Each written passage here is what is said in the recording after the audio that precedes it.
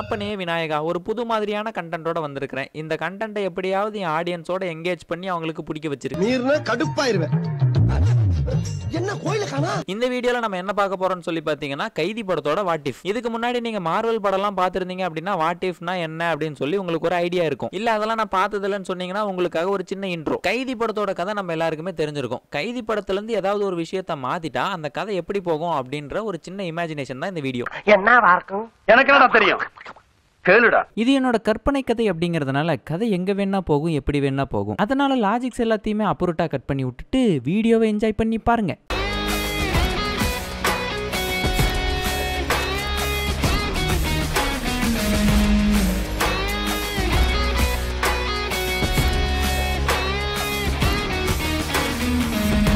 Starting சீன்ல ஆசிரமத்துல ஒரு பொண்ணை காட்டுறாங்க. அவங்களோட வார்டன் வந்துட்டு நீ சீக்கிரமா போய் தூங்கு, நாளைக்கு உன்னை பாக்குறதுக்காக ஒருத்தர் வராங்க அப்படின்னு சொல்லிட்டு அவங்க போயிடுறாங்க. அந்த பொண்ணுக்கு யாரா இருக்கும் என்னவா இருக்கும் அப்படின்னு சொல்லி ஒரு கியூரியாசிட்டி வந்துட்டு இருந்துட்டே இருக்குது. அப்படியே கட் பண்ணமா நம்ம விஜய் வந்துட்டு அந்த 900 கிலோ சப்ஸ்டன்ஸ் இருக்கு இல்லையா, அந்த சப்ஸ்டன்ஸ் வந்துட்டு பிடிக்கிறாரு. அந்த 900 கிலோ சப்ஸ்டன்ஸை தூக்கிட்டு போனதுல அன்பு ஒருத்தர், அதனால அன்பை வந்துட்டு தூக்கிட்டு போயிடுறாங்க. இந்த இடத்துல அடைக்கலத்தை தூக்கல, அன்பை தூக்கிடுறாங்க. உடனே எல்லாருக்கிட்டையும் ஒரு பரபரப்பு தெரியுது. ஐயோ அன்பு மாட்டிக்கிட்டான், ஹெரால்டுக்கு தெரிஞ்சா என்ன ஆகும் அப்படின்னு சொல்லி கேட்டுட்டு இருக்காங்க. என்னன்னா அன்பு வந்துட்டு ஹெரால்டு தாஸோட பையன், லியோவோட சித்தப்பா பையன். அந்த இடத்துல அடைக்கல இருந்துட்டு அன்பு மாட்டினா அவனை ஈஸியா வெளியே எடுத்துடலாம், ஆனா 900 கிலோ சப்ஸ்டன்ஸ் மாட்டிக்கிச்சு, நாம இப்ப என்ன பண்றது, ரோலெக்ஸ்க்கு என்ன பதில் சொல்றது அப்படின்னு சொல்லி இவன் கேட்டுட்டு இருக்கான். அப்படியே கட் பண்ணா விஜய் வந்துட்டு ரிட்டையர்மெண்ட் பார்ட்டி அட்டன் பண்ணிட்டு இருக்கான். அந்த இடத்துல ரிட்டையர் ஆகிற போலீஸ் கிட்ட போயிட்டு இந்த மாதிரி நான் அரெஸ்ட் பண்ணிருக்கேன் அப்படின்னு சொல்லி எல்லார் பேரையும் சொல்லிட்டு வரான். அந்த இடத்துல அன்புதாஸ் அப்படின்னு சொல்லி விஜய் சொன்னது என்ன பேர் சொன்னா திருப்பி சொல்லு அப்படின்னு சொல்லி அந்த ரிட்டையர் ஆகிற போலீஸ் வந்துட்டு கேட்கிறாரு. நம்ம விஜய் வந்துட்டு மறுபடியும் முதல்ல இருந்து எல்லா பேரையும் சொல்ல ஆரம்பிக்கிறாரு. இல்ல இல்ல கடைசியா சொன்னி அந்த பேரை மட்டும் சொல்லு அப்படின்னு சொல்லி ரிட்டையர் ஆகிற போலீஸ் மறுபடியும் சொல்றாரு. மறுபடியும் அன்புதாஸ் அப்படின்னு சொன்னதும் நம்ம ரிட்டையர் ஆகிற போலீஸ்க்கு ஒரே ஷாக்கு. அவன் தாசன் கோவை சேர்ந்தவன், அவனோட அப்பா ஹெரால்டு தாஸ், அவன் வந்தானா என்ன ஆகும் தெரியுமா, போலீஸ் ஸ்டேஷனே கதிகலங்கி போயிடும் அப்படின்னு சொல்லிட்டு இருக்கான். சரி அது இருக்கட்டும், இதை நம்ம இப்படியே விட்டுறலாம், நம்ம வந்துட்டு காலையில பேசிக்கலாம், இப்ப பார்ட்டி அட்டன் பண்ணலாம் அப்படின்னு சொல்லிட்டு பார்ட்டி அட்டன் பண்ண ஆரம்பிக்கிறாங்க. அப்படியே கட் பண்ணோம்னா அந்த போலீஸ் ஸ்டேஷனுக்கு ஜோசி வந்து இறங்குறாரு.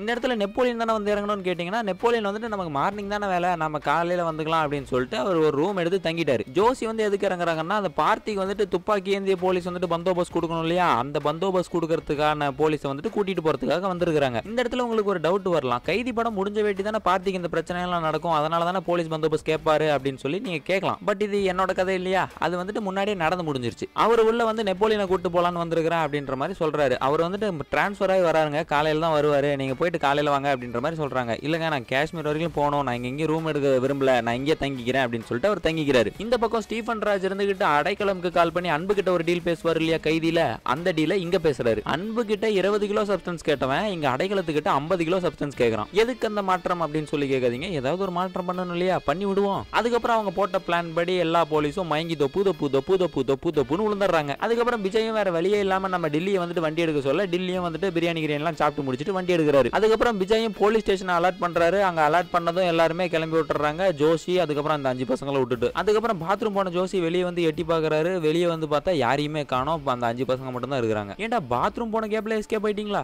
ஜோசியும் மேல இருக்கிற கைதிங்க எல்லாம் போய் பார்க்கலாம் அப்படின்னு சொல்லி போய் பாக்குறாரு. போய் பார்த்தா அவருக்கு வந்துட்டு பயங்கரமான ஒரு ஷாக்கு. மேல வந்துட்டு அன்புதாஸ் அரெஸ்ட் பண்ணி வச்சிருக்காங்க. நீ பார்த்தியோட தம்பி தானே அப்படின்ற மாதிரி கேட்கிறாரு. இல்ல பார்த்தின்னு எனக்கு யாரையும் தெரியாது அப்படின்னு சொல்லி அன்பு சொல்றாரு.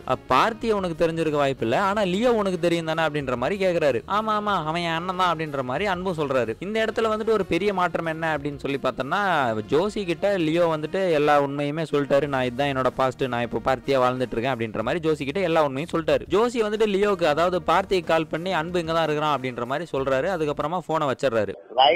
இந்த பக்கம் அந்த டெல்லியோட பொண்ணு இருக்கு இல்லையா, அது வந்துட்டு நாளைக்கு என்ன யாரு பார்க்க வருவா அப்படின்ற ஒரு ஆர்வத்துல வந்துட்டு அவங்க அப்பாவுக்கு வந்துட்டு கால் பண்ண போகுது. இந்த பக்கம் லாரி ஓட்டிட்டு இருக்க டெல்லிக்கு ஒரு கால் வருது. கால் அட்டன் பண்ணி பேசினா ரோலெக்ஸ் பேசுறாரு. ரோலெக்ஸ் இருந்துட்டு என்ன டெல்லி ரிலீஸ் ஆயிட்ட போல அப்படின்ற மாதிரி கேட்கறாரு டெல்லி கிட்ட. உடனே டெல்லி இருந்துகிட்டு இங்க பாரு ரோலெக்ஸ், உன்னோட 900 கிலோ சப்ஸ்டன்ஸ் மாட்டிக்கிச்சுன்னு எனக்கு தெரியும், அதை காப்பாத்துறதுக்காக தான் நீ எனக்கு போன் பண்ணிருக்கன்னு தெரியும், ஆனா நான் இங்க வேற ஒரு பிரச்சனையில இருக்கிறேன், தயவு செஞ்சு போனை வையன்னு டெல்லி சொல்றாரு. உடனே ரோலெக்ஸ் இருந்துகிட்டு நீ அங்க என்ன பிரச்சனையில இருக்கணும் தெரியும், நீ அங்க என்ன புடுங்கிட்டு இருக்கணும் தெரியும், ஒழுங்கு மரியாதை அந்த போலீஸ் எல்லாம் விட்டுரு அப்படின்னு சொல்லி சொல்றாரு. அது மட்டும் இல்ல, நான் ஒரு 5 போலீஸோட பேர் மட்டும் சொல்றேன், அவங்கள மட்டும் தூக்கிடு அப்படின்னு சொல்றாரு. இனிமே உனக்கு கீழே வேலை செய்யறதா இல்ல ரோலெக்ஸ் அப்படின்னு சொல்லிட்டு டெல்லி வந்துட்டு போனை கட் பண்ணிடுறாரு. உடனே ரோலெக்ஸ் இருந்துகிட்டு அடைக்கலத்துக்கிட்ட அவன் சரிப்பட்டு வர மாதிரி தெரியல, நீங்களே பார்த்து பண்ணிருங்க அப்படின்ற மாதிரி சொல்றாரு. அந்த இடத்துல நம்ம அடைக்கலம் டீமுக்கும் டெல்லிக்கும் ஃபைட்டு.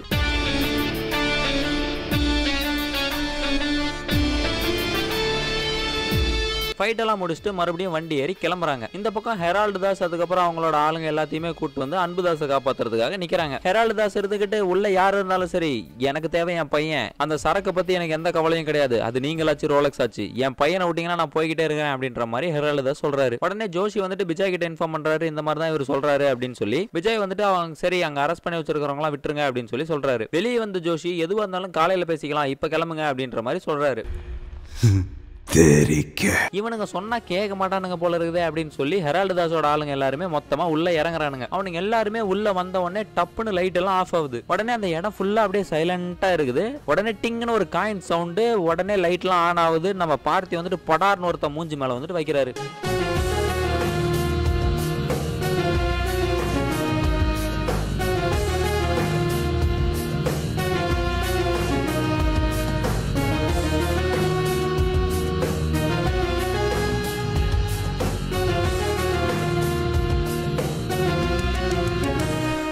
அப்படியே இந்த பக்கம் ஸ்டேஷன்ல ஃபைட் நடந்துட்டு இருக்குது. இந்த பக்கமா ரோலெக்ஸ் வந்துட்டு டில்லிக்கு கால் பண்றான். கால் பண்ணவன் அவன் பொண்ணு இருக்கிற ஆசிரமம் இதுதானே, அந்த ஆசிரமத்துக்கு முன்னாடி தான் அடைக்கலம் நின்றுட்டு இருக்கிறான். ஆனா ஒரு வார்த்தை சொன்ன அப்படின்னா அடைக்கலம் அவன் பொண்ணை தூக்கிடுவான் அப்படின்னு சொல்லி டில்லி கிட்ட சொல்றான். உடனே டில்லி இருந்துட்டு நான் என்னதான் பண்ணணும்னு சொல்லு அப்படின்னு சொல்லி டில்லி கேட்கறான். எனக்கு தேவை அந்த 5 போலீஸோட உயிர், நீ அதுக்கப்புறம் எப்படியோ போ, அவனுங்க உயிரை நீ எடுக்கல, உன் பொண்ணு உயிரை நான் எடுத்துருவேன் ரோலெக்ஸ் மிரட்டுறான். உடனே டில்லி அப்படியே வண்டியை நிறுத்திடுறான். இந்த பக்கம் பார்த்திக்கும் ஹெரால்டு தாஸுக்கும் சரியான சண்டை வந்துட்டு நடக்குது. நல்லா ஹெரால்டு தாஸ் அடிச்சு முடிச்சுட்டு ஹெரால்டு தாஸ் மண்டி போட வச்சு, நான் தான் சொன்னல சித்தப்பா, நான் உன்னை பாக்குறனால தான் உன்னோட கடைசி நல்லா இருக்கும் அப்படின்னு ஒரு டயலாக பேசிவிட்டு பார்த்தி வந்துட்டு ஹெரால்டு தாஸை போட்டு தள்ளி விடுறார். இந்த இடத்துல தான் இன்டர்மிஷன்.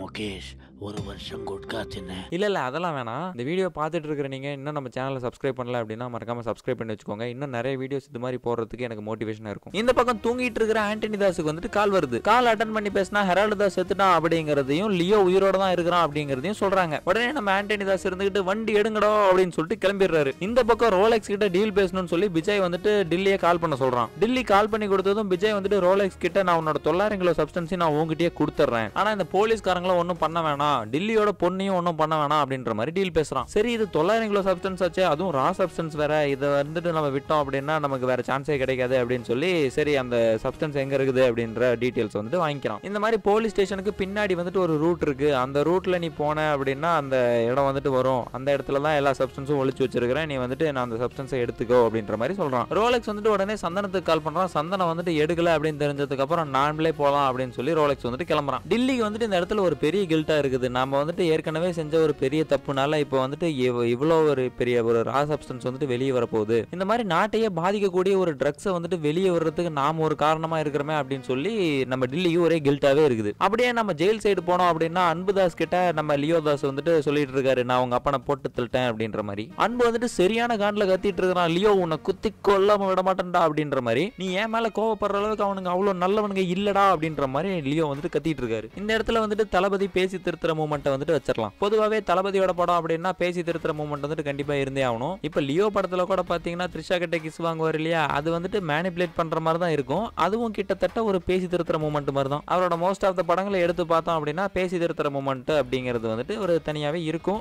அது நம்ம கண்ணுக்கு தெரியல அப்படின்னாலுமே அது இருக்கும். அதே மாதிரி இந்த இடத்துலயும் நம்ம அன்புதாஸ் பேசி திருத்திடுறாரு நம்ம லியோ. இந்த பக்கம் டில்லி வந்துட்டு நம்ம விஜய் கிட்ட ஒரு டீலிங் வந்துட்டு பேசுறாரு. சார் நான் வந்துட்டு போய் அந்த ட்ரக்ஸையும் நான் காப்பாத்திடுறேன், அந்த ட்ரக்ஸும் அவன் கையிலுக்கு போகாம நான் தடுத்துறேன், ஆனா எனக்காக நீங்க ஒண்ணு பண்ணணும் அப்படின்ற மாதிரி ஒண்ணு சொல்றாரு. அது என்னன்னா, எனக்கு இந்த ஃபைட்ல என்ன வேணா ஆகலாம், நான் சாகலாம் இல்ல ரோலெக்ஸ் ஆகலாம், என்ன வேணா ஆகலாம், ஆனா எனக்கு ஏதாவது ஆயிருச்சு அப்படின்னா என் பொண்ணை பாத்துக்கிறதுக்கு நீங்க இருக்கணும், நீங்க என் பொண்ணை வந்துட்டு பாத்துக்கணும் அப்படின்ற மாதிரி சொல்லுவான். இதெல்லாம் நடக்கிறது வந்துட்டு இந்த ஹாஸ்பிட்டல்ல இந்த போலீஸ் எல்லாத்தையும் சேர்த்ததுக்கு அப்புறம் நம்ம விஜயும் இதுக்கு ஒத்துக்கிட்டு, நீ போ டில்லி, நான் வந்துட்டு உன் பொண்ணை பாத்துக்கிறேன், நீ வந்துட்டு இந்த ரூட்ல போனீங்கன்னா நீ வந்துட்டு சீக்கிரமாவே அவனுக்கு முன்னாடியே போயிடலாம் அப்படின்ற மாதிரி சொல்றாரு. இந்த பக்கம் ஆசிரமத்துல அந்த பொண்ணு வந்துட்டு அவங்க போன் பண்ணி எதனால எடுக்கல அப்படின்ற மாதிரி அந்த இன்னொரு பொண்ணு கிட்ட கேட்டுட்டு இருக்கு. அவங்க வந்துட்டு எடுக்காம இல்ல பாப்பா, போனை வந்துட்டு வேற யார்கிட்டயே பேசிட்டு இருந்திருக்காங்க, அதனால போன் போகல அப்படின்ற மாதிரி இந்த பொண்ணு சொல்லுது. அவங்க யாரா இருக்கும், அவங்களுக்கு என்ன பிடிக்குமா அப்படின்ற மாதிரிலாம் இந்த பாப்பா கேட்டுட்டு இருக்கு. ஏய் கொஞ்ச நேரம் கம்முன்னு தூங்குறியா அப்படின்னு சொல்லி இந்த பாப்பா அடிச்சு படுக்க வச்சிருது. அதுக்கப்புறம் ஆண்டனி தாஸ் அதுக்கப்புறம் அவனோட ஆளுங்க எல்லாருமே சரசரன்னு போலீஸ் ஸ்டேஷனுக்குள்ள வராங்க. அப்படியே கீழே பார்த்தோம் அப்படின்னா ரோலெக்ஸ் வந்துட்டு எல்லா ட்ரக்ஸையும் எடுக்க சொல்லிட்டு இருக்கிறான், இன்ஸ்ட்ரக்ஷன் கொடுத்துட்டு இருக்கிறான். அந்த மூட்டையை தூக்கிட்டு ஒருத்த வந்துட்டு அப்படியே போனவன் பறந்து வந்து மறுபடியும் பின்னாடி விழுவுறான். ஏய் யாருன்னு பாருங்கடா அப்படின்னு சொல்லி ரோலெக்ஸ் சொல்ல வேட்டியை மடிச்சு கட்டிட்டு டில்லி வராரு.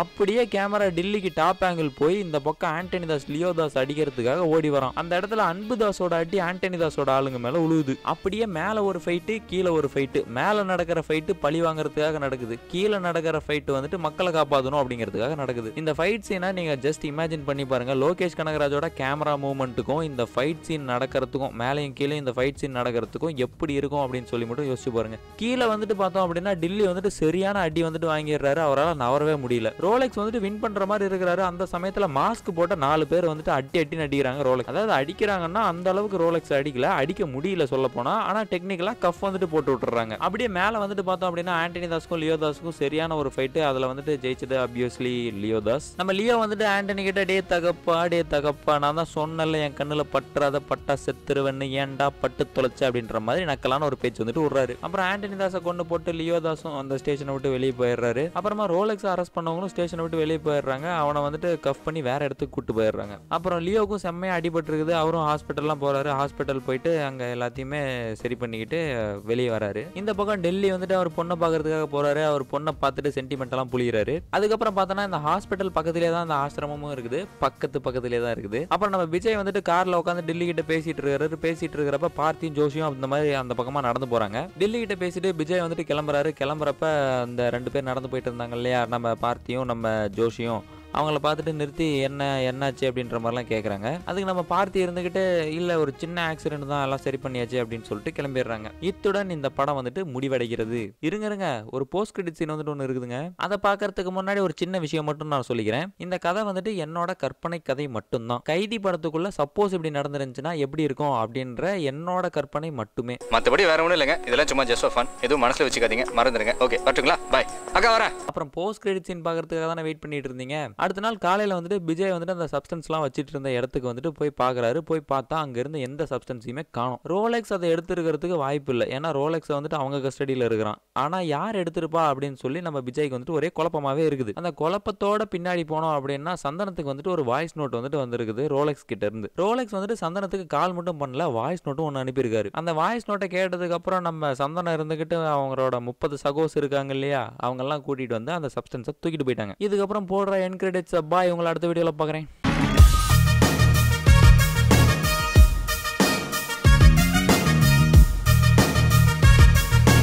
SM Music Tech.